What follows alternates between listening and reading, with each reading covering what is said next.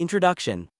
This book explores the theory of manipulation by breaking down manipulation into its component parts, forming useful, objective definitions and offering practical advice for manipulating others. The first part of the book is primarily concerned with introducing ideas and explaining them, in order to form a grounding for the practical sections of the book later on. It is important to remember that much of the information is general, because effective manipulation requires actions which are situation-specific. Rather than telling you what to do, this book will give you the ability to form effective manipulation strategies, whatever your goals and situation. Examples are included to provide context to some of the general advice in the book, illustrating how to apply the knowledge in a practical sense. In addition, the book covers areas relevant to forming and executing effective manipulation strategies, including analysis, cold reading, and body language. The book does not define manipulation as something inherently bad, despite its negative connotations. Ethical issues surrounding manipulation are addressed in a dedicated chapter. After reading the book, you can expect to have greater insight into your own actions and the actions of others. You will have a strong grounding in the mechanics of manipulation, allowing you to make your own decisions about manipulating others and recognize when others are manipulating you. Unlike many charlatans who claim to have shortcuts to recognize when people are lying and make others bend to your every command, this book is honest about its limitations and recommends caution where it is sensible. What is manipulation? It is of primary importance to establish a clear definition of manipulation for the purposes of this book. Without understanding exactly what constitutes manipulation, there will be a great deal of difficulty in separating instances of manipulation and other forms of influence. While you probably have your own idea of what counts as manipulation, it is important that you adopt the book's definition in order to make sense of the practical advice in later chapters. Basic ideas. In a broad sense, manipulation is the effort to affect the behavior or perception of others.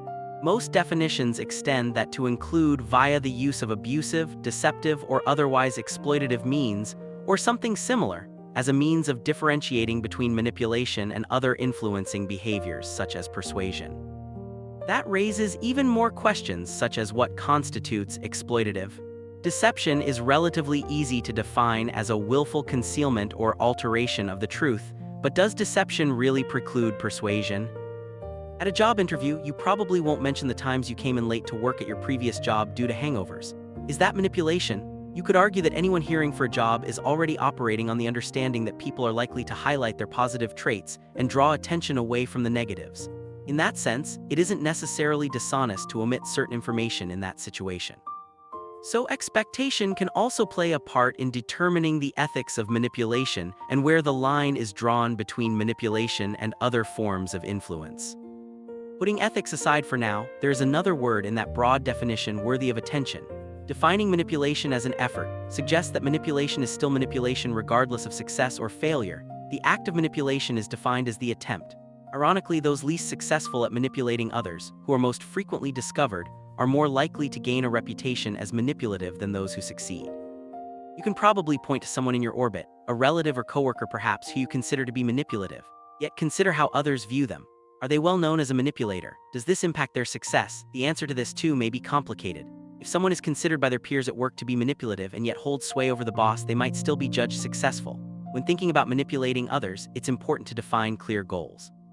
This will allow you to make rational, objective decisions, which is key to success.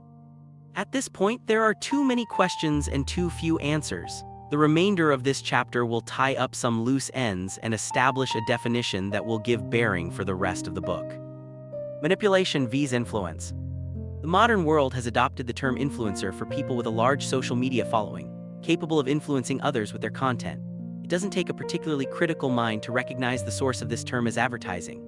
As consumer behavior evolves, advertisers have taken note and increasingly look to harness the power of influencers to gain attention for products. This is done variously through paid or unpaid sponsorships, promotional deals, and agreements. In some cases, influencers disclose these agreements while in others they don't. Ethical questions are again raised, particularly if an influencer is ostensibly just a happy consumer but secretly on the payroll of the company which sells the product. Surely this whole moral quandary could have been avoided if advertisers instead coined the term manipulator, yet it's hardly surprising that they didn't. What this highlights is that, although people expect advertisers to be manipulative, it is still unthinkable that they would admit to it. Instagram stars happily list themselves as influencer on their profile page with seemingly no negative connotations. But the goals of many influencers, especially those who work with advertisers, are fundamentally manipulative. It's not even a gray area issue. Influencers aim to shift products to their followers in order to make money. It is not possible to know if everyone they influence would benefit from the product, nor is it possible to know their financial situation or any specific circumstances. In this case, the influencer is putting their own interests first. Manipulation does not necessarily include an attempt to harm others. However, it must, to some degree, place one's own goals and interests first. This is part of the puzzle. Additionally, it is safest and most logical to refer to influence as a parent term of manipulation, one which includes manipulation and other methods of influence, such as inspiration and emulation. Manipulation vs. persuasion. These terms might seem diametrically opposed, with persuasion acting as the honest form of manipulation, where the actor is upfront about their goals and opinions. However, for the purposes of this book, it will be more useful to consider persuasion as a tier below manipulation. Persuasion then becomes a method of manipulation, which is a form of influence.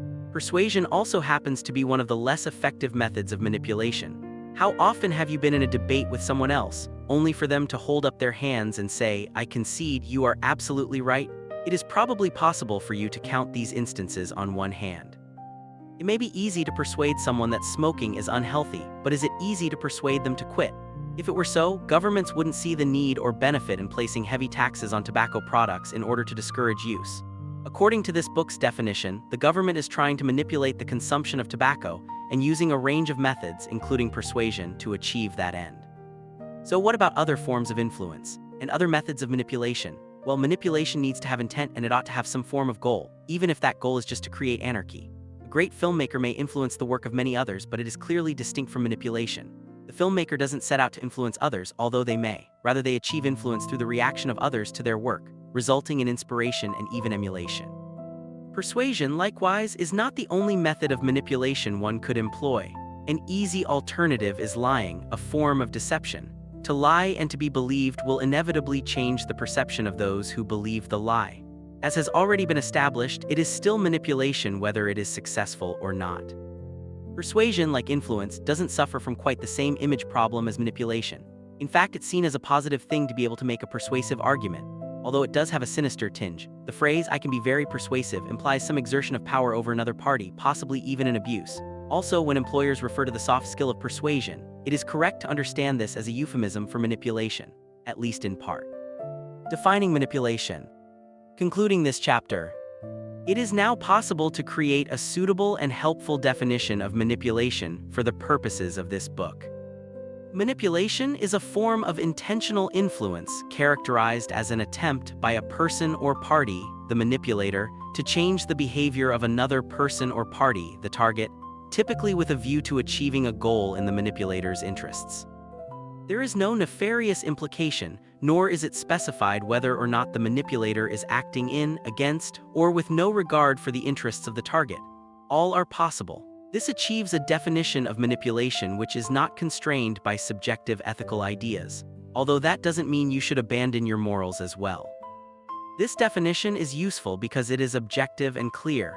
Also, it is helpful because, in this book, you will learn techniques for manipulation that will help you to achieve your goals. In that respect, it would be a mistake to exclude persuasion, which absolutely can play an important role in manipulation and is inextricable from the advice in this book. Two problems remain, however. The first relates to intended influence. Intent is difficult because it implies responsibility. In actual fact, everyone manipulates everyone around them all the time, even from a young age. It would be wrong to exclude a child's temper tantrum from the umbrella of manipulation, just because they aren't old enough to rationalize their behavior. The same applies to adult temper tantrums for that matter. Intent, therefore, does not imply conscious behavior. It can also be instinctive.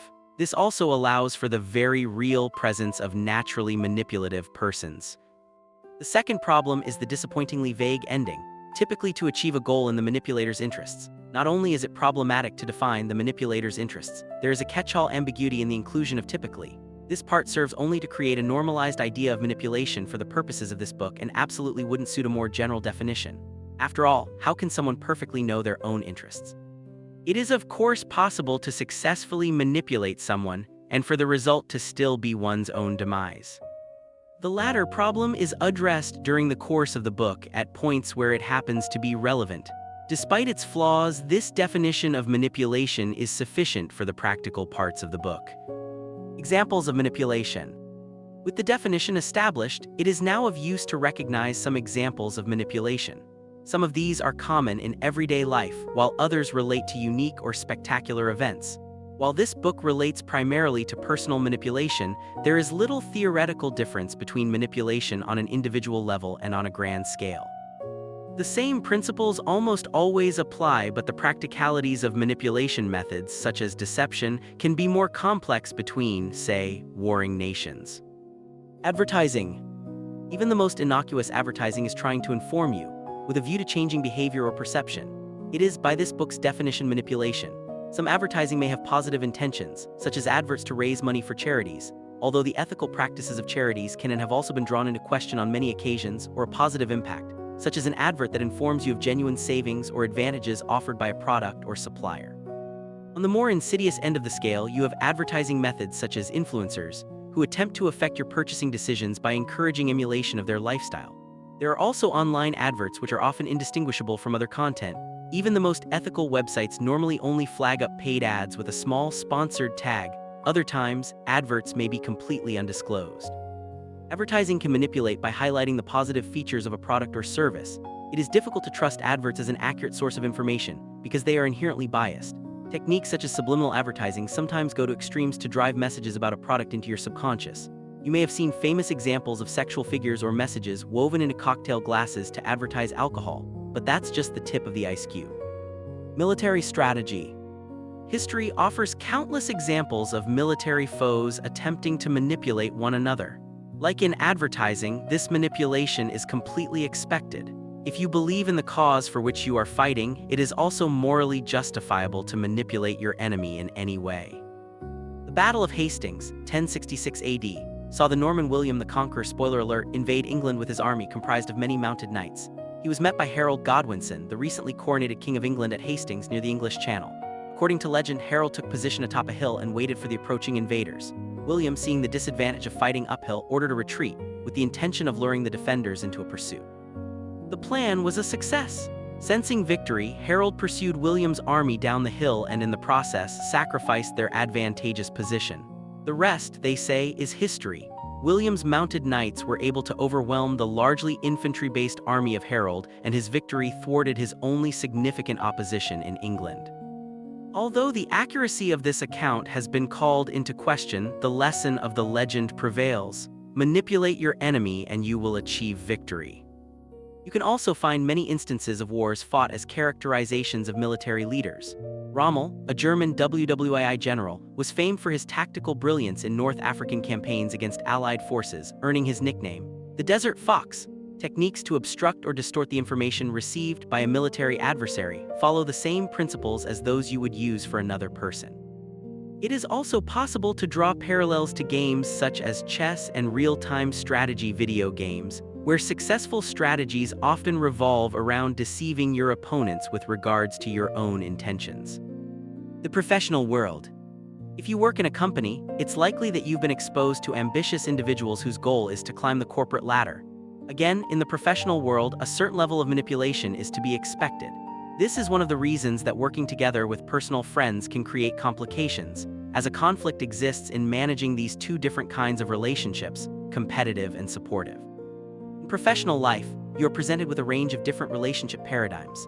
Your relationship to fellow team members will vary to that with your boss, or to those who work under you. Modern corporate structures tend to be flatter, and a managerial approach that relies purely on authority is less viable than it used to be. It's up to managers and team leaders to motivate their employees. Well done if you immediately identified motivation as another form of manipulation. This book concerns itself specifically with professional and personal relationships, so expect some relevant examples for manipulation in the workplace. Personal relationships. This is inevitably the most controversial arena for manipulation, yet ironically it is probably the most natural. From the moment you're born, you come pre-programmed with the ability to cry, a simple and effective way to communicate immediate needs in order to receive care and attention. Manipulation happens in family relationships as well as in friendships and romantic relationships. The reason for controversy is rooted in the idea that contriving to manipulate others in personal relationships is something unnatural and rooted in a need for control. Although once again there is some gray area. It's quite normal for a parent to manipulate a child's behavior by using a system of incentives and punishments. This is normally considered to be part of a child's education and a healthy part of development, preparing a child for adulthood. Manipulation in a romantic relationship, however, is viewed as something less than chivalrous. It conjures up the idea of an individual lying and emotionally blackmailing their partner in order to disguise behavior or trap someone in a relationship. On the other side of the coin, it's plausible that people would praise manipulation, including deceit, if the end goal was to help a partner quit smoking or lose weight. These ethical questions are addressed later in the book. For now, it's just useful to consider the different scenarios where manipulation may be present. Try examining the world around you to spot examples of manipulation and understand the mechanisms with which they operate. Advantages of manipulation. This chapter isn't long. The benefits of manipulation are plainly obvious, much like the benefits of bank robbery. Successfully manipulating others is a way to impact the world around you and bend it to your will. That might sound sinister, but remember it's extremely likely that you're already doing it to some degree. To differentiate between what you might already be doing and what you can learn from this book, instead interpret this chapter as the benefits of consciously, deliberately, and effectively manipulating others. Achieve your goals. By successfully manipulating others, you can alter their behavior, their views, and possible even their goals to help further your own interests. It's as simple as that. Effective manipulation, however, is about improving your rate of success. It might be that everyone is manipulating the boss to some degree in order to get that promotion, but only one candidate is going to get the job. Working hard is a good place to start, and working effectively is even better. However, leaving it to merit alone might not get you through. How can you make it so that your boss wants to promote you rather than anyone else? Understanding that will give you the edge. Likewise, it's one thing to tell your crush you like them, but another to be the object of their desire. Effective manipulation is about cultivating a situation where your success is the most likely or ideally the inevitable result. Help others. If you believe in a cause, you can support it by using manipulation to further its success. This can be anything from using a swear jar to stop a relative cursing to earning support for your political party. It's the same as achieving your own goals, but you're transplanting the interests of someone or something else in place of your own. As stated in the definition, manipulation is a form of influence. Guard yourself against the manipulation of others. The more you understand about manipulation, the better equipped you'll be to avoid being manipulated by others. Recognizing manipulative behaviors in other people will not only protect you against their influence, but you'll learn more about their goals, feeding your mind with information that you can use to manipulate them. It's not hard to be aware of situations where you can expect to encounter manipulative behavior. What's more difficult is to always spot the ways in which you are being manipulated. A key part of this is understanding the goals of other parties and how they are attempting to achieve those goals at any given moment. With this information, not only can you recognize and capitalize on the behavior of others, you can develop the ability to predict the future actions of your adversaries. This requires emotional intelligence, as it is absolutely necessary to be able to place yourself in the shoes of your target. In developing this ability, a good place to start is by assessing your own behavior through your actions and learning to understand your choices from an objective standpoint.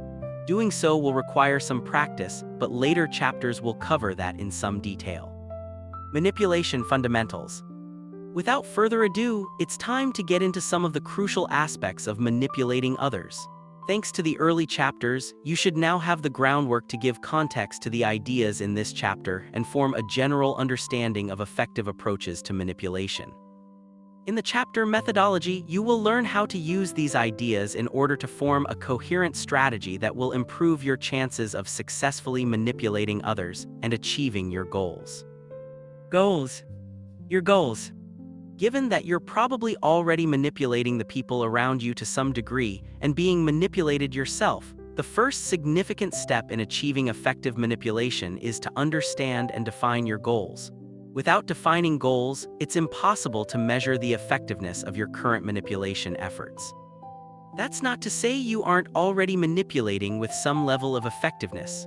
Some people are naturally more manipulative and some people are natural manipulators. However, the two don't always overlap. Start by thinking about your actions and your behavior around others. Consider who you view positively at work or in your social circle and who you view negatively. Consider further how you behave around different people and whether it aligns perfectly to your opinion of them. There is a good chance that it doesn't. In fact, what you're probably already doing is working to earn the good opinion of others who you believe to hold power and influence. This is a very general approach that everyone takes in society. To use an obvious example, your behavior around your boss is probably different to that of your peers, regardless of your personal opinion of them. You may even have a set goal, such as reaching X position. Otherwise, you might just be broadly trying to impress. You might even be trying to carve out an easy work life for yourself, shedding responsibility and doing what you can to obscure your low productivity. Maybe you're acting to bring yourself closer to a coworker in whom you are romantically interested. These are just ideas. At the end of each day, think about your own behavior. What did you spend your day thinking about and trying to achieve? These are the goals you are naturally working towards already. When you really understand what your current motives are, you might surprise yourself. In order to start manipulating effectively, it's time to clearly and consciously define your goals. If you've already done so, that's great. Make sure you have something with a clearly defined endpoint. Rather than just do well at work, consider earn a raise, or even better, earn a salary of X per year by MMDDYY. By not only defining a goal, but a date as well, you're giving yourself the added motivation of avoiding failure. With a clearly defined goal, you can start assessing your actions against your objective. Ask yourself, will this action help me achieve X? And you might already be able to make smarter decisions. Don't stop reading just yet, though. There are some important considerations to make before you suddenly change your behavior. Watch out for snakes in the grass. The goals of others. While your own goals are the way to measure the success of your efforts, the goals of others are key to forming a successful manipulation strategy. The key to manipulation is using the goals of others to further your own. This is the most all-encompassing theory of manipulation and the core of this book's approach to manipulation. At times, you might hold the cards and can help someone to achieve their own goals. This might be as an employee who possesses vital assets for your boss to achieve success in their role. It might be the case that you are the boss and have the power to promote people, not discounting the power you have to help those people achieve their goals by not firing them. Having what it takes to help other people achieve their goals gives you inherent value to them. Here are some examples of situations in which your goals can interact with those of another in order to benefit you. Sticking with the professional field as a reference, say that one of your coworkers is put in charge of a business trip to a trade expo. Whatever their broader career goals may be at that point, it is likely that part of achieving them will be to have a successful trade expo. If that person has reason to believe your assets will help them to achieve that success, they are likely to take you as well. Gaining that experience will be valuable to your career, potentially raising your value as an employee and putting you in greater standing for a promotion.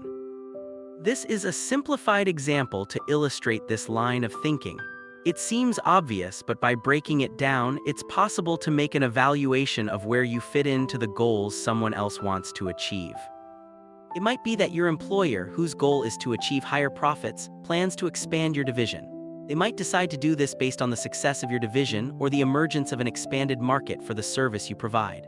The knock-on effect would be an increased requirement for your labor. Suddenly you've gone up in value and it might be harder for your boss to refuse offering you a raise. For example, say that you work in a construction company and a new technology comes into the fore, which happens to require specialist crane operation, and you happen to be an experienced crane operator.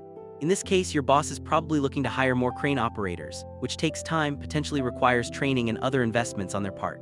It's likely that even giving you a raise, your boss would still avoid cost of hiring someone new, let alone the bother. In both of these examples, you have the power to help someone achieve their goals. This is what drives your success. There is no element of manipulation here. It is simply an analysis of how your goals can relate to those of others. The manipulation will come with cultivating these situations by working to ensure the actions others take to achieve their goals align with your own. Now, consider personal relationships. Imagine that you are romantically interested in someone else. Your ultimate goal might be to enter into a relationship with that person. All of a sudden, things get extremely complicated. Not only is it unclear what a person might want from a relationship to you, it might be unclear even to themselves. Many people have not considered what forms the basis of their attraction to others. So if you want to effectively manipulate the situation to result in the start of your relationship together, it may be necessary for you to understand that person better than they understand themselves. For now, just hold on to the idea as a thinking point. Actions. Having mentioned actions frequently already, it is appropriate to dedicate a paragraph to them. Actions are the things people do. The actions of a person define their behavior. Repeated actions can be recognized in identifying behavioral patterns. An action can be anything from a facial expression or involuntary body movement to speech and decisions, as well as acts of violence or sabotage. Tools. Understanding goals provides the necessary information for effectively manipulating others. Tools, on the other hand, are the raw materials you have at your disposal for affecting those goals or the actions taken by others to achieve them. In this book, persuasion was previously referred to as a method. However, tool more accurately describes the way in which these following concepts behave: tools to effectively manipulate. Power. In the last section, goals, you read some examples relating to the workplace, specifically regarding situations in which you might be able to help someone else achieve their goals. This translates to power. Power is the ability to help other people succeed. This is an interesting definition because it appears to subvert the normal idea of power as an ability to exert force over others. However, breaking it down, the two are closely related. Having the ability to exert force over others can mean not harming them, not invading their country, not throwing them in jail, not creating laws which negatively impact them. These are all forms of power. The power to help other people succeed is much the same as the power to make other people fail, left unexercised. These are just positive and negative perspectives of the same thing. The difference is often negligible. What can you provide people that will help other people achieve their goals? The most obvious thing is extraordinary abilities. Talent is valuable in every aspect of life, from sports competitions to business to raising children. If you have talents that other people can use, that's a powerful thing.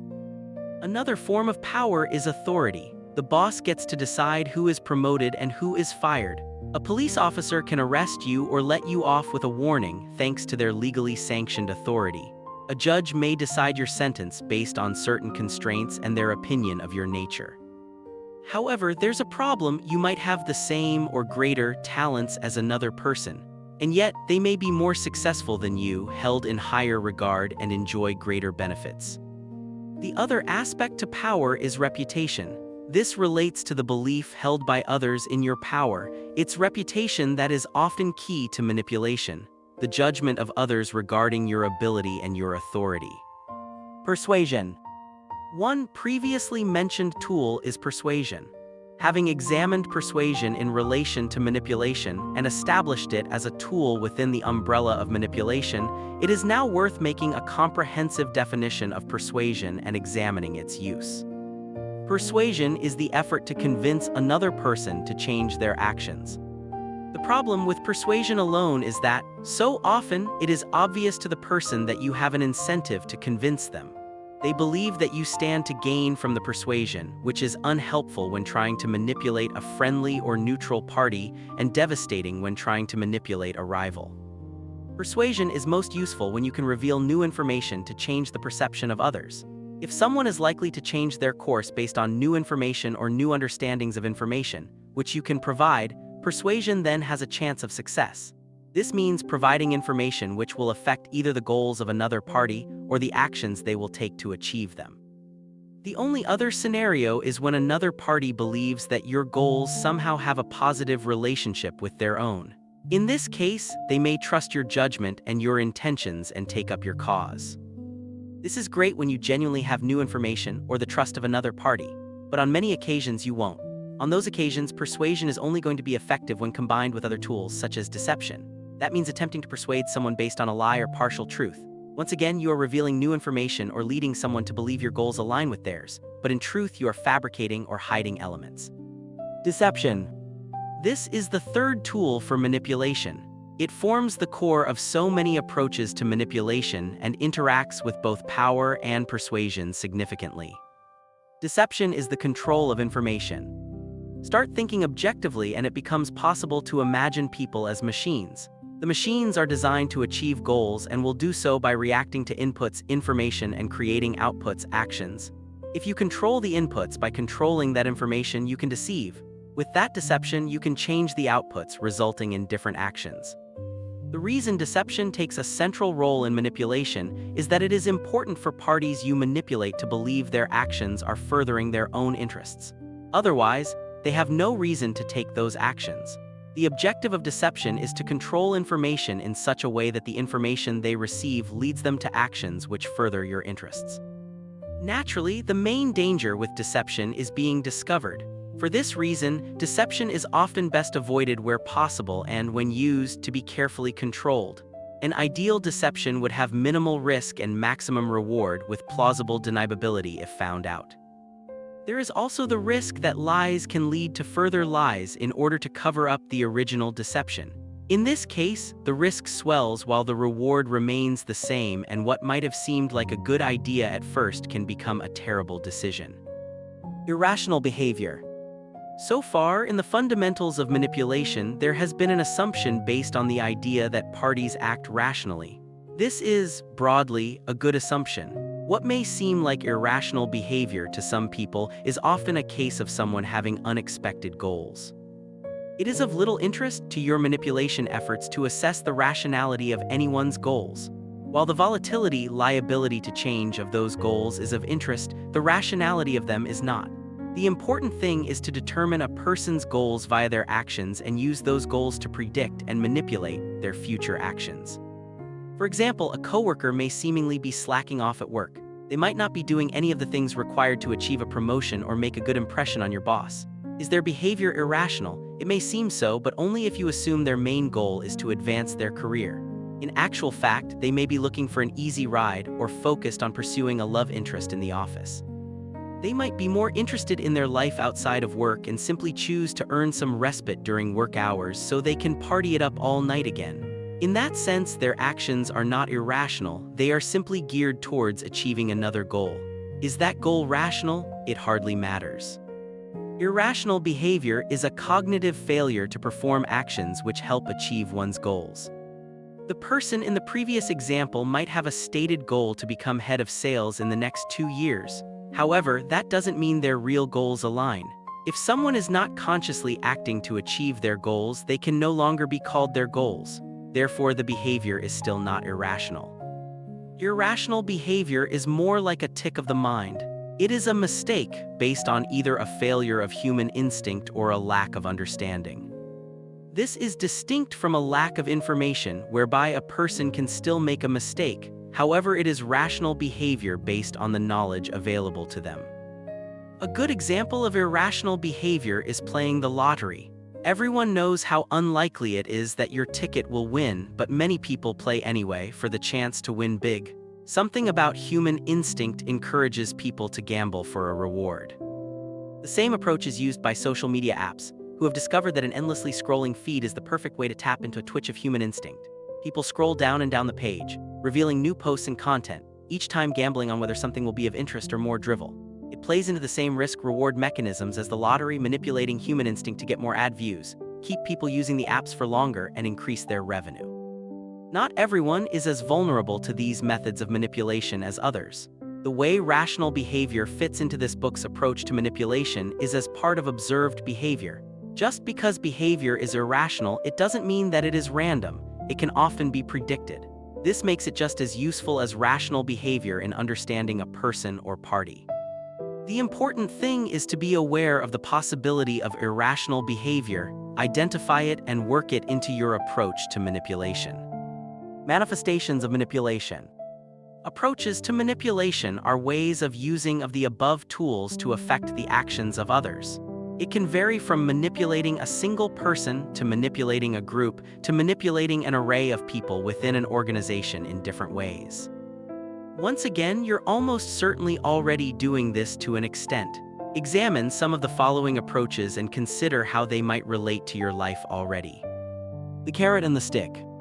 This classic and well-known approach to manipulation is the basic idea that good behavior is encouraged with a reward and bad behavior is discouraged with a punishment. It's common in families, schools, businesses, and basically all societies. It's something humans do instinctively. It might even be called justice. However, the carrot and the stick may also form part of your efforts to proliferate your own worldview or improve your comfort. If a romantic partner cleans the bathroom and mows the lawn, you might give them a kiss and be more inclined to cook dinner. If they spend all day watching TV in their underwear, God protect them from your wrath. At work, it's normal for a boss to incentivize workers with bonuses, and of course, there is the ever-present threat of losing your job should you prove unsatisfactory. But what about the carrot and the stick between peers? If a coworker's actions somehow enhance your work or make it easier, isn't it natural to mention that and attempt to reinforce the behavior? What about if they create an extra problem for you that you feel could have been avoided? That's likely to affect your relationship. You might give them the cold shoulder. So it's something present in all relationships.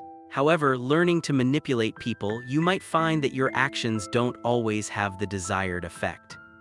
If you thank Jeff because his work helped you out, the next time he's in a pinch, don't be surprised if he neglects to go the extra mile.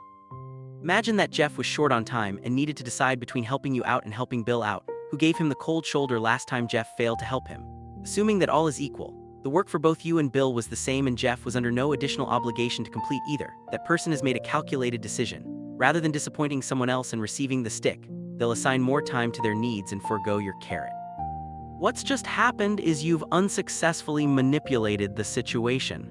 The attempt is there by thanking Jeff, but you failed to get a result. Breaking this down, your power or ability to help that person was judged as less than the power of a third party to hinder them. Your persuasion failed because you didn't provide information that convinced that person of your power. The lack of deception in your approach resulted in more work for you. There are a few possibilities. It is possible that Jeff simply responds more to the stick than the carrot. Despite the fact that he is obligated to complete the work for neither you nor Bill, he will do so primarily to avoid conflict, rather than to curry favor. An alternative is that he simply judged Bill as having more power than you. That means a greater ability to help Jeff achieve his goals. Perhaps Jeff predicts Bill has a higher career trajectory, more influence with the boss, or greater social influence in the office. This isn't to say that the stick works better than the carrot. You might find that Ted prefers to be rewarded and generally doesn't respond at all to negative feedback. The important thing is to find out what drives people and discover their goals. Emotional manipulation. This is not wholly distinct from the carrot and the stick, but much of manipulating people involves emotional intelligence. There are a variety of ways in which people emotionally manipulate others. All of these, in some sense, work with the tools above to affect the actions of another. It might seem natural to conclude that the goal of emotional manipulation is to provoke irrational behavior. However, that's rarely the case. Emotional manipulation is much more likely to distort the truth, to the extent that someone alters their path to achieve their goals through a perceived change in reality. Examine an approach to emotional manipulation called the guilt trip. The guilt trip involves trying to make someone feel worse about an action they have taken or an action they have failed to take, which amounts to the same thing, i.e., sitting around and not tidying your room is an action. By guilt tripping someone, you are attempting to affect their emotional reaction to their error. The return is for that person to feel indebted.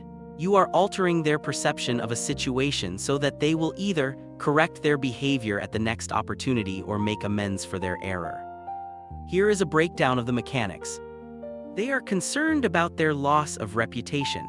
If they develop a reputation as someone who cannot or will not help others to achieve their goals, the result will be a loss of power. Solving the issue by making amends is a way to salvage their reputation. You are persuading them of the severity of their error. As previously mentioned, failing deception, this requires you to either offer genuine new information, such as a previously unknown negative impact of their error, perhaps a financial cost to yourself or another, or have enough of their trust that they believe your opinion of events to be valid, causing them to reassess their own. Naturally, you can use deception to fabricate the above, inventing a detail that changes their perspective. An example could be lying about an injury they caused to someone else unintentionally, playing up its severity. While you will be found out eventually, this might be an effective short-term tactic to provoke a confession. The person who has committed the error is also affected by your power. If you have the ability to remedy the problem they have caused, they are likely to be submissive to your demands. Your power is the ability to help them achieve their goal of saving their reputation, and naturally that increases the greater they perceive their error to be. Guilt tripping is far from the only form of emotional manipulation. It is difficult to draw the line between ethical and unethical emotional manipulation. For example, what constitutes guilt tripping as opposed to simply expressing disappointment? They are essentially the same. Likewise, what is the difference between intimidation and... Fortunately, this book is avoiding these issues for now, but you'll find more information on the ethics of manipulation in the next chapter. There are many terms for many different types of emotional manipulation. It is not necessary to memorize or even learn all of them. By understanding the mechanics of emotional manipulation, you can easily analyze and understand them as they arise. Here are a few examples. Intimidation, provoking fear in a target such that they may alter their strategy for achieving their goals. In particular, intimidation that carries a threat of violence can encourage a target to change their course of action in ensuring their own self-preservation, a fairly universal goal. Acting to appease their intimidator is a way for the target to survive and becomes their future behavior. Note that there is nothing irrational in the behavior of the target here. Emotional manipulation is not necessarily the provocation of irrational behavior. Bonus points if you recognize that this is hardly distinct from the stick. Seduction, manipulating a target by presenting them with an object of desire and withholding it until the target performs an action. The object may be the seducer or some other asset, like money. Scam emails from Nigerian princes work by seducing the target with the prospect of easy money. Sexual seduction may include provoking irrational behavior based on the promise of endorphins.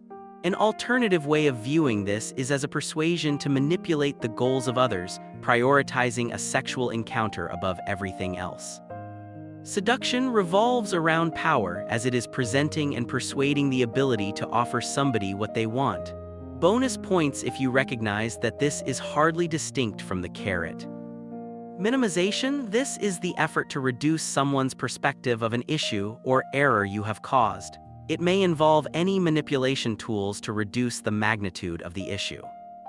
It normally involves persuasion and deception, highlighting or fabricating facts to demonstrate the lack of importance. It can also involve rationalization, which is explaining the reasons for one's actions in an attempt to justify them. Although this bears no direct relation to power, observe how differently people respond to this behavior from someone who has perceived power compared to someone who is perceived to lack it. Blaming, passing the blame for an error onto someone else, is a way to preserve your power by protecting your reputation using either persuasion or deception.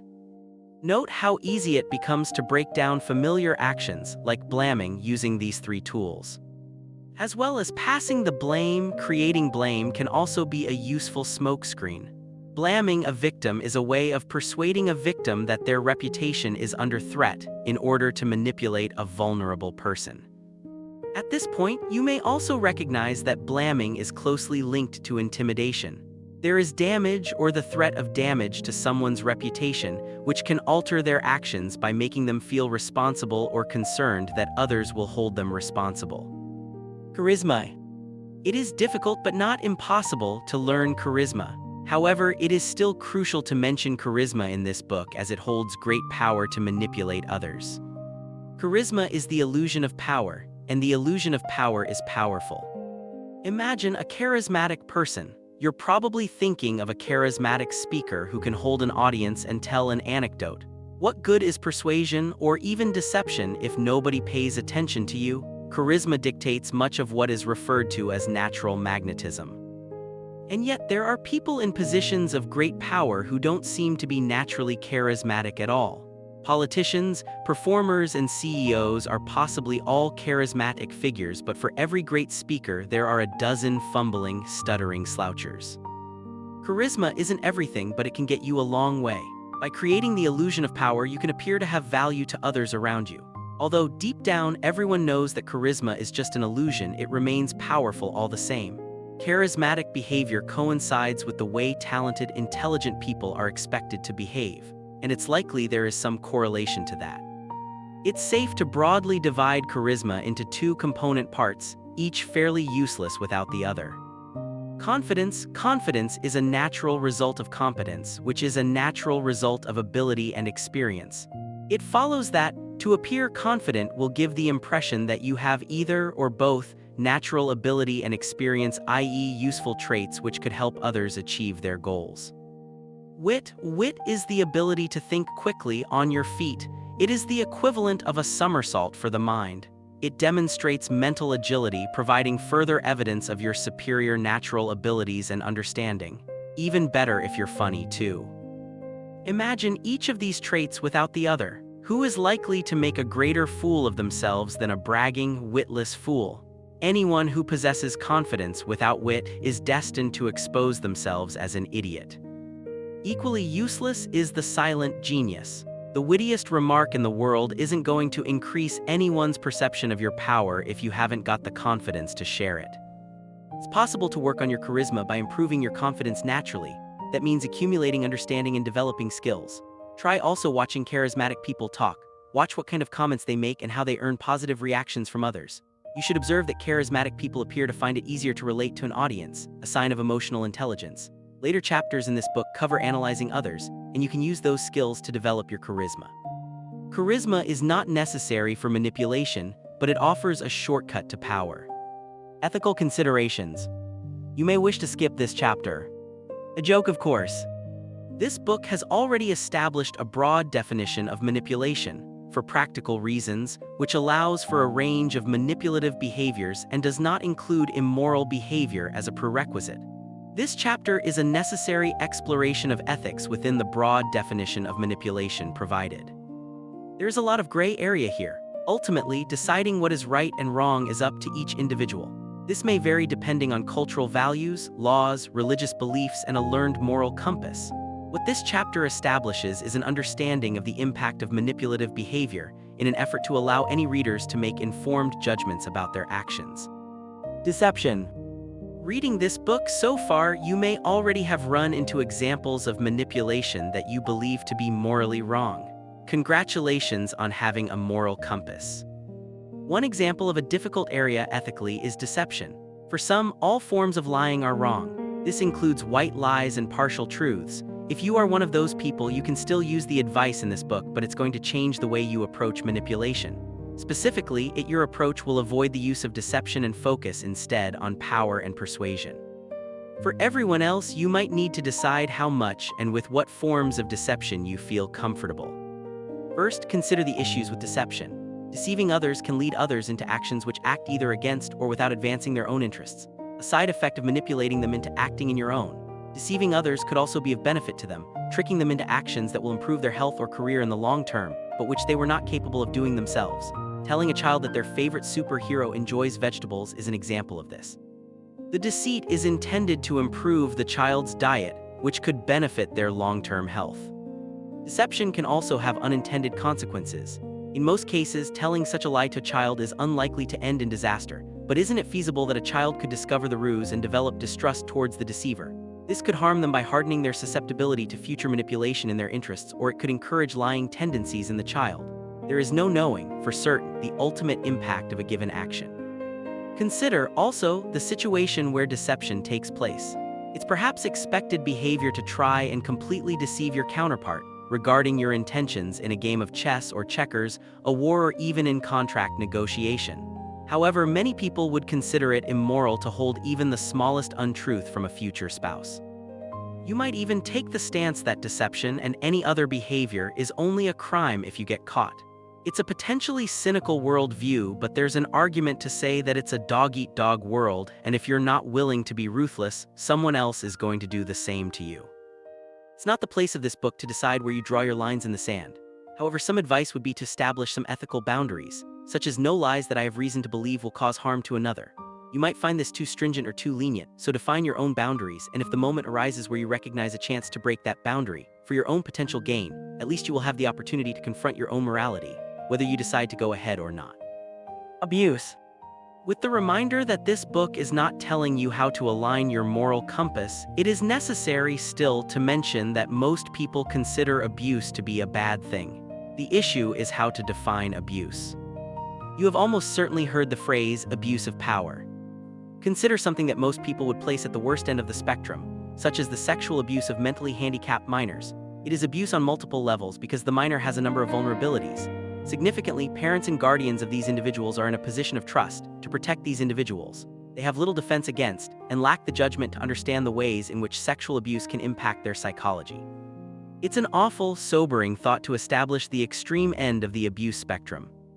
At the other end of the spectrum, there may be more nuanced or controversial examples of what some people call abuse, such as ordering an extra portion of fries when charging a meal to the company account. It's an unnecessary indulgence which allows the abuser to benefit excessively from the trust they have been given. Taking this even further, it's possible to draw into question the nature of business relationships. You might consider the idea of someone sleeping their way to the top to be dismissive. However, how is it possible to reconcile personal relationships where one person clearly has power over the other? For example, a boss and an employee with ideas of the abuse of power. Are these relationships possible without elements of abuse? A person may naturally be drawn to their boss due to the power they hold, as has been established. At the same time, it may be impossible for a boss to enter into a non-abusive relationship, given the inherent vulnerability of their employee. Perhaps it is completely possible to separate work and pleasure, but these situations are sticky, to say the least. More pertinent to the times, it is possible to draw comparisons to the role of a casting director for Hollywood movies. Many people have said that it is inherently wrong for someone who has power over another, i.e. they can help their progress towards achieving their goals, to enter into a romantic relationship. Isn't it the case that in some of these instances, aspiring actors are throwing themselves at people in positions of power? The implication, then, is that power brings responsibility. Certainly, that carries an element of truth in the eyes of many people and much of the media. Once again, you will need to decide what constitutes abuse in your eyes. This may be defined by the potential victims of your actions, in which case you might not view a large corporation as a particularly tragic casualty and order that extra basket of fries. Additional food for thought would be to consider what makes a person vulnerable and whether or not it is truly possible to decide that a person is not vulnerable.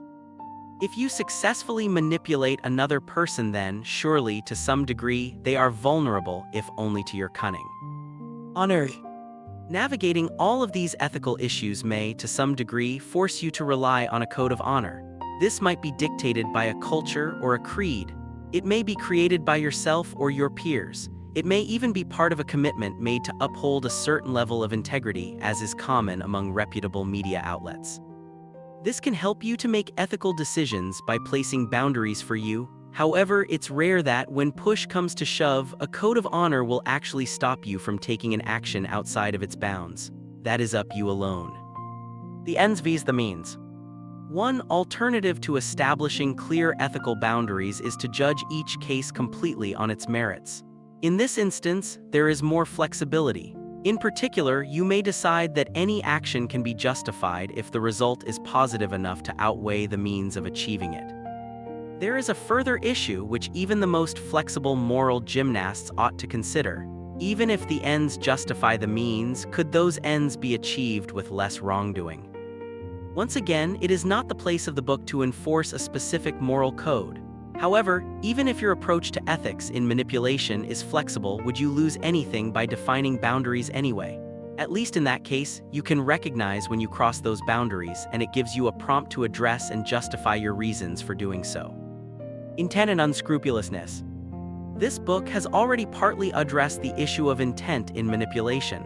Consider the child who screams. Young children make a lot of decisions based on emotion and instinct. The intent may not be to manipulate, but the manipulation is still present. If you have spent time around children, you may know that when a child hurts themselves, there is a pause before their reaction. In many cases, they will look to their parent. If the parent's reaction is shock, they may become unsettled and start to cry. If the parent's reaction is to remain calm, often the child will remain calm themselves. They are learning to navigate the world and their influence within it. It is difficult to assign blame to the child for manipulative behavior, even when you would find such behavior to be unimpressive or undesirable in an adult. On the subject of adults, you may also differentiate between unscrupulousness, willful disregard for morals or laws that stand in the way of one's goals, and a complete lack of knowledge of those boundaries. Although both are potentially ethical breaches, the latter indicates a lack of responsibility, while the former is an extreme form of egoism, total self-interest. In practice, this shouldn't be a choice you're able to make. Effective manipulation should involve an analysis of your actions and, at the very least, a reasonable estimate of their results. That means you'll already have the inform. Additionally, making moral decisions based on information and consideration will allow you to rest in the knowledge that you took responsibility for your decision and actively understood the consequences. It could prevent you from making a decision you live to regret. The lie. Despite the non-committal nature of this chapter, there is one aspect against which this book advises you completely. That is breaking the law. Under no circumstances is it recommended that you break the law, and if you suspect that you are engaging in criminal activity, including fraud or another form of illegal deception-based manipulation, you are advised to investigate the law thoroughly and avoid any wrongdoing. Ending up in jail is almost certainly not a way to achieve your goals, and the best way to avoid jail is to not break the law. Methodology. This chapter is where things get really practical. In this chapter, you will learn to apply the ideas established in previous chapters and create an effective strategy for manipulation. The core of developing an effective manipulation strategy revolves around influencing others to perform actions which further your goals. Step 1. Define your goal. This is the focus of your manipulation strategy. Without this, you run the risk of manipulating people aimlessly. While diversion can be part of an effective manipulation strategy, it should be done deliberately rather than at random. One important consideration regarding your goals is to determine if they are something you really want to achieve. It's no good saying that your goal is to rule the world if you aren't willing to put in the effort. Who needs that kind of pressure anyway? It's also better to define goals to which there is already a clear path. You may have larger goals, such as becoming the CEO of a Fortune 500 company. However, unless you already have a clear idea of your path to that goal, it's probably better to start smaller. Take that goal and break it down. The first thing you might need is managerial experience. Give yourself a goal of reaching a managerial position in your company and have at least 50 people to you, either directly or via the chain of command. Break that down even further if you need to and set your first goal as becoming the leader of your team. Career success isn't the only type of goal this methodology works for. You might set a goal to carve a niche at work which gives you more free time and allows you to work with less stress. You might set a goal to find a loving spouse. The goal itself doesn't matter as long as you really want it. Don't forget to set a date on your goal as well. It doesn't matter how you arrive at your estimate. Even if you make simple guess, you can always revise it later based on improved information. What a date gives you is a restraint, encouraging you to think creatively in order to accelerate your plans. Now take a note of all your goals, long-term and short-term, big and small, and order them in terms of immediacy. Remind yourself of your goals every single day. In doing so, you are focusing your brain on a task. Think of a time when achieved highly at work, school, or college. Think about what it took to achieve something that made you proud. Was it working a moderate amount of hours, or did it involve going the extra mile? Were you thinking about the project night and day, running it through in your head before you went to sleep and structuring it in your mind? Of course you were. That's what made the difference. By focusing your brain on a task, you dedicated all your resources to achieving highly. The more attention you dedicated to manipulation, the more you'll be able to accomplish and the better you'll succeed at it. Oh, and keep your goals a secret from everyone for now, naturally. Step 2. Map out your paths to success. Now that you have your goals and you've broken them down sufficiently, it should be fairly easy to find a path to success. If your goal is a promotion, you'll need a boss to promote you. If your goal is finding a loving spouse, you'll need to find someone who's going to provide that and for them to agree to marriage. Consider alternate paths to success as well. For instance, if you want to take your boss position, one path might be for them to get fired, leaving a vacancy for you. In another situation, they could be promoted, leaving a spot open. Map out as many paths as you can and consider them all possibilities for now. Once you've done that, it's time to establish the parties involved. Who would be in charge of the decision-making process for your promotion? Who are your potential rivals? How does information flow between these people? In the case of achieving a promotion, your manipulation strategy should be to make the people who have the power to promote you want to do so. You've seen the movie Inception, right? Unfortunately, hacking into someone's dreams isn't an option. In order to manipulate your target, you need to start understanding their goals and behavior. Step 3. Gather information. This book's final chapters will directly address analyzing people, including yourself. For now, it is enough to include it as part of your manipulation strategy. Consider the goals of the people whom you need to influence, those who will decide whether or not you are promoted. Map out all of their actions, starting from now, and as much of their previous behavior as possible. Look for patterns and attempt to relate each of their actions to what you perceive as their goals. Then look for ways in which they don't align and reassess their goals to see pinpoint what matches. Make an assessment of your own assets. Include hard facts such as your time at a company, your currently salary, and your qualifications, as well as soft skills such as charisma and persuasion. Profile all the parties involved, including those who have the power to promote you, your rivals, and anyone in orbit of your path to success. Include their goals and try to record their actions, spotting patterns and connecting them to their goals. Keep organized notes of all of this information and conceal it from everyone. The aim here is to give your brain as much information as possible. Once again, imagine your brain as a machine. It has the best chance of producing the correct outputs, actions, if it has access to the best inputs, information, and the better you can objectively organize this information, the easier it will be to make smart decisions, rather than subjective decisions based on instinct. After a while, say a few days, you should start to build a picture. Take more time if you feel like you need it. However, you don't need to have a perfect understanding of the situation to begin the next stage of information gathering, which is to identify key figures among those who you are profiling and start doing the same thing for people related to their goals. In the case of those who have the power to promote you, this may very well be the people who have the power to promote them. Going a step further is going to give you an even deeper understanding of the way that these people operate, what drives them, and what is likely to impact their decisions. You will continue gathering information indefinitely, even as you begin manipulating others. Make it a habit and you will get better at identifying the goals and behavioral patterns of others faster and more accurately. Focus on understanding where power lies and how the parties involved reach their decisions. Try to identify what provokes them to take certain actions. Relate this back to their own goals. Step 4. Identify opportunities and threats. This is where it's time to use your brain. You should be thinking about your goals every day by now and developing a deeper understanding of the mechanics of your situation. Opportunities. Remember the goal you have set for yourself. And remember, your essential aim is to want the parties in charge of your promotion to want to promote you.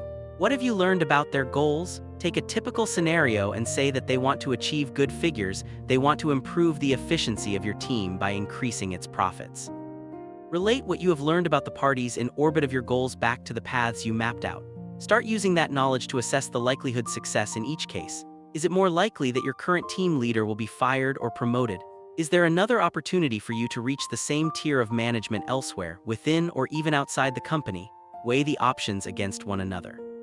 Say you have reason to believe that your current team leader is underperforming and you expect them to be fired rather than promoted.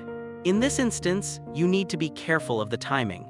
The opportunity is presenting itself, and when it arises, you need to be in pole position.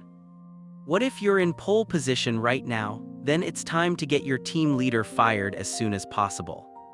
Relate this to the 3 main tools of manipulation identified in earlier chapters. Power. As the candidate in pole position, you are perceived to have the most power to help your potential new bosses, those who would promote you, to achieve their goals. Likewise, you have also identified that your current boss, your team leader, is facing the chop. This is almost certainly because they are perceived to lack the power to help their immediate superiors achieve their goals. However, they haven't been fired yet. This might be for a number of reasons. Perhaps they haven't had enough opportunity to prove themselves. Perhaps their superiors aren't certain about you as a replacement. Persuasion. Forget marching up to those with the power to promote you and giving an epic speech about why you're the perfect candidate to be the next team leader. This isn't a Hollywood movie. More to the point, the world won't simply bend to your knees because you ask it to. Deception, what you can do is act to control the flow of information that reaches your boss superiors. The aim in this instance is to decrease their perception of your boss power and get your boss fired more quickly. The ways in which you could achieve this are too many to list. How close are you to these people whom you need to influence? Who has their ear and what makes them tick? Perhaps another team leader, reliant on the actions of your team, is likely to complain about your boss if your team fails to deliver. Now think, who has their ear? Possibly someone on their team, possibly someone with whom you're on talking terms. Now you have an opportunity, sufficiently distanced from yourself, to indirectly influence the people directly above your boss. Recapping, this refers to someone of roughly your level working for a team roughly the same level as your own, which is dependent on the actions of your team. Immediately begin profiling this person, their goals, and their actions. Bear in mind, this is a hypothetical example, but it gives you the idea of the kind of person you might stand to gain by influencing. You will have to analyze your own situation and form a strategy based on these ideas.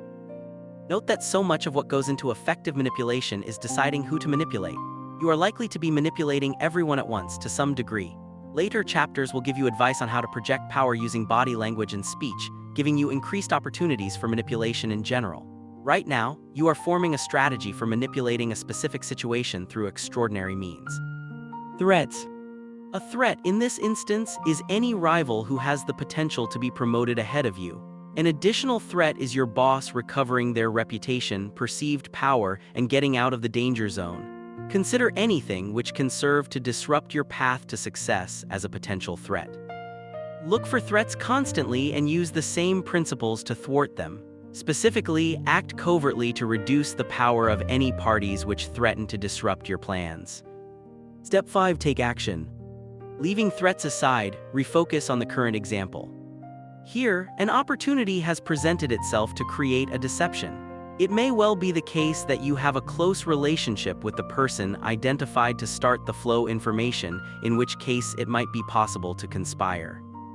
If your boss is truly useless and your target's team is truly dependent on an improvement in your team's performance, and your target aims to see that happen, you could theoretically agree to work together in order to perpetuate some information that will damage the reputation of your boss. But take a moment to look at some of the risks. Your collaborator is another person who can be discovered, and the conspiracy could come back to you. You have revealed to another person that you wish to conspire. This will have an effect on their opinion of you and your trustworthiness. Your collaborator may change their mind, in which case you will have sabotaged your chance to deceive them by revealing your goals. Your collaborator may alter the plan to suit their own goals and compromise your strategy. With deception, you only run the risk of being found out yourself, and it's quite possible to attempt a deception with plausible deniability.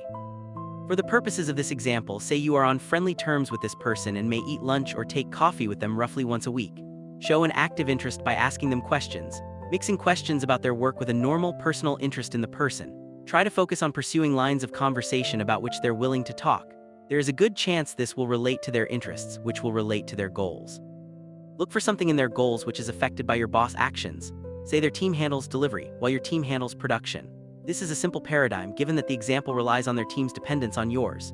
Establish the issues facing delivery and analyze elements of your boss' behavior which could be revealed, in order for your target to arrive at the conclusion your boss is bad news. This could be a tendency to ignore the demands of shipping when forming a production schedule. It's important not to do this at a time when your target is specifically talking about their issues. You should also reveal the information in such a way that does not arouse suspicion. For example, when a natural opportunity arises, you might explain the way your boss scheduled production, which clearly illustrates the absence of shipping. At this point, the example has reached such a degree of specificity that it is almost certainly impossible to directly relate to your circumstances. You will always need to look for opportunities specific to your own situation when engaging in manipulation. This will require you to act ingeniously by giving yourself as much information as possible. You have now planted the seed of an idea in your target's head. Your boss is having a negative impact on your target's professional success due to their methods. In the eyes of your target, the goals of your boss fail to align with their own. They must go. You have recruited someone to do your bidding without arousing suspicion. You have maintained a normal coworker relationship but achieved a deception by actively controlling the flow of information to those who have power over your future.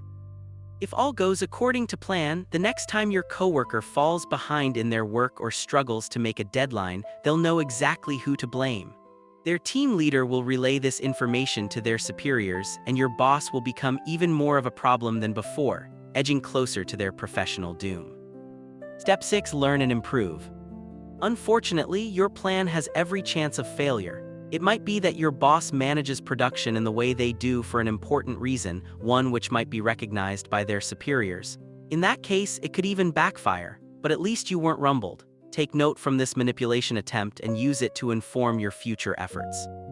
There is no way to predict the future perfectly, but looking at the past is the best way to get an approximation. Use the ideas of this methodology to develop your own strategies and manipulate the world around you for your own ends. Analysis. This chapter relates back to aspects of the previous chapter on the methodology of manipulation. By learning methods of analysis, you can develop a better understanding of the parties which have power to help you achieve or prevent you from achieving your goals. A large part of this is practice observing behaviors and then try to predict actions based on patterns you have observed. Test your accuracy in this regard, reflect on why you failed to make an accurate prediction and then try to remedy that in future. You will naturally improve with time. Self-analysis. An excellent way to begin understanding the actions and determining the goals of others is to start analyzing yourself. Keep a note of your actions and observe yourself as if you were observing a third party. Understand why you took an action and, in particular, whether it helped or hindered your efforts to achieve your goals. What you are trying to do is achieve objectivity, which you can use to make good decisions regarding your own future. Note that the terminology used here is good decisions. You may already be making rational decisions, but that does not mean they are necessarily good. You could be making those rational decisions based on your ill-informed knowledge of what type of behavior works in your favor and what type of actions work against you. By improving your knowledge and gaining perspective through objectivity, you can make better decisions. Analyze, too, your instincts. Consider your instinctive reaction to a situation. What provokes an impulse in you to become emotional? What provokes you to make clearly irrational decisions, i.e., taking actions which offer you no value at all, yet you take them all the same? With self-analysis, you can recognize the occasions a decision has a negative effect on your power. When people see you out of control, for example, they will judge you to be a less reliable option for assistance in achieving their goals, reducing your perceived power. The natural conclusion and lesson to learn is that controlling your immediate reaction is almost always the correct choice. Do not act until you can truly understand a situation and form an appropriate strategy to turn it in your favor. Identifying these impulsive instincts will also help you to discover the goals of others. Impulsive actions taken by others offer insight into their goals. People are most likely to become provoked when their power or the likelihood of achieving their goals is under threat. Use your self-analysis to empathize with people in these moments, place yourself in their shoes and understand what drives them. Analyzing others. Along with empathy, using your self-analysis and lived experience to place yourself in the shoes of others, you can also recognize the behavioral patterns of others objectively. The introduction to this chapter offers a nice summary. Here is an opportunity to present the process of analyzing others in a more systematic manner. Begin by observing and recording every action that a person takes. Provide yourself with as much data as possible. Include every unusual mood, action, reaction, and impulse. Hypothesize obvious and suspected goals which that person may possess. Test their actions in relation to these goals. Try to understand if the person is acting to achieve these goals, in which case your hypothesized goals are correct, or if the actions and your hypothesized goals fail to align, in which case you may need to consider that the person is pursuing alternative goals. Predict the actions of a person based on their goals and the behavioral patterns in the actions they take you observe. Specifically, when something unusual occurs, try to predict how they will react. Analyze your success and failures in prediction.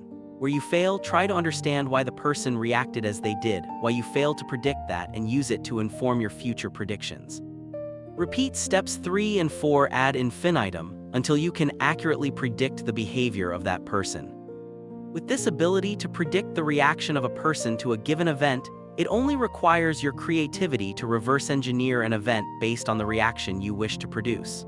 The event might be as simple and innocent as mentioning a certain topic of conversation, revealing a piece of information, or thanking them for some work they've done.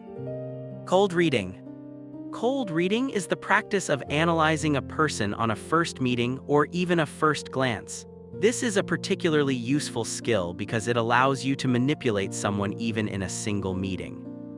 If you can analyze someone in a short space of time to the extent where you can predict their reactions to a stimulus, you only need to provide that stimulus in order to achieve the desired result. Everyone already cold reads to a degree. Using stereotypes, it is common and perfectly normal to form an opinion of someone based on their appearance, including the clothes they wear, the look on their face, the shape and size of their body, their accent, and even their ethnicity. The problem is that cold reading tends to be fairly inaccurate. You cannot guarantee anything about a person based simply on their appearance, and people are liable to surprise you. Effective cold reading is going to take practice and data. Make predictions about new people you meet, memorize them or quickly record them if you have an opportunity, and then test them as you find out more about a person. Relate your findings back to your first impressions of someone and consider if there was anything you could have spotted, which might have given it away. Body language. Body language is useful as both a source of information and an approach to manipulation. It can form a part of both deception and persuasion. You have probably heard quotes like "body language makes up 55% of all communication" before. Although the number, 55%, is actually pretty useless, the message remains clear that body language is an important part of the way people communicate to one another. Considering the fact that body language is so important, it's no surprise that everyone is able to read body language and react to it to some degree. On a subconscious level, you can probably already understand when someone disagrees with what you're saying, or is interested, or just wants to stop talking to you altogether. These cues are intended to be understood. Without that, there would be no point to their existence. However, there are important ways to read the body language of others, which can help you to analyze their intentions, even when they are attempting to deceive you. Facial expressions. It's a famous poker trope that everyone has a particular behavior which they exhibit when bluffing, a form of deception intended to lead opponent players to believe they have a stronger hand than they actually do. This is known as a tell. While there is some truth to this, and you may be able to spot giveaway signs to recognize when a person is lying. However, this will be limited in accuracy, and particularly in the poker, you might fall prey to a deception in which someone is deliberately putting on a tell in order to throw you off the scent. In reality, facial expressions tend to be extremely unreliable when determining if someone is telling the truth or not. They are easy to fake and don't offer much in the way of help when it comes to analyzing others. However, as a tool for manipulation, facial expressions happen to be somewhat useful. One general tip is to give people a big eyebrow raise and light up your face with interest upon greeting people. Most people greet one another with stern professionalism. It's such an easy tip, but raising your eyebrows and smiling at someone can create a lasting impression. There's no need to be obsequious, don't coo or gaze. Just show comfort, confidence, and a genuinely positive reaction from seeing someone. The power of positivity indicates to others that you have a willingness to be constructive and helpful to others. People crave the influence of positive people, as a positive attitude breeds achievement. Reading body language. So, if the face is limited in reading the non-verbal communicative cues of a person, where should you look? The answer happens to be relatively simple: the feet. Most people reflect their desire and their attention by pointing their feet. If you sense something off about a conversation and get the feeling someone would like to be somewhere else, glance at their feet, and if they're pointing towards the door, there's your clincher. Naturally, you don't want to spend all your time staring at someone's feet, but take a glance and use their position to recognize whether someone wants to be in the conversation or not. If they're pointing right at you, they're likely to be a lot more receptive to what you're saying. If they're pointing away from you, it's possible you might as well be talking to a brick wall. Now, the reason for that can vary. It doesn't necessarily mean they don't like you, they might just be late for another appointment or have other things on their mind. You need to use your learned analysis and incorporate body language to form a complete picture. Thank you for reading. You are now armed with powerful techniques that you can use in many different ways. Wield this knowledge wisely and judiciously. Sincerely, Arthur Horn. Legal notice. Copyright C 2019 Arthur Horn. All rights are reserved. No portion of this book may be reproduced or duplicated using any form, whether mechanical, electronic, or otherwise. No portion of this book may be transmitted, stored in a retrieval database, or otherwise made available in any manner, whether public or private, unless specific permission is granted by the publisher. Vector Illustration Credit, VecTZ.com. This book does not offer advice, but merely provides information. The author offers no advice, whether medical, financial, legal, or otherwise, nor does the author encourage any person to pursue any specific course of action discussed in this book. This book is not a substitute for professional advice. The reader accepts complete and sole responsibility for the manner in which this book and its contents are used. The publisher and the author will not be held liable for any damages caused.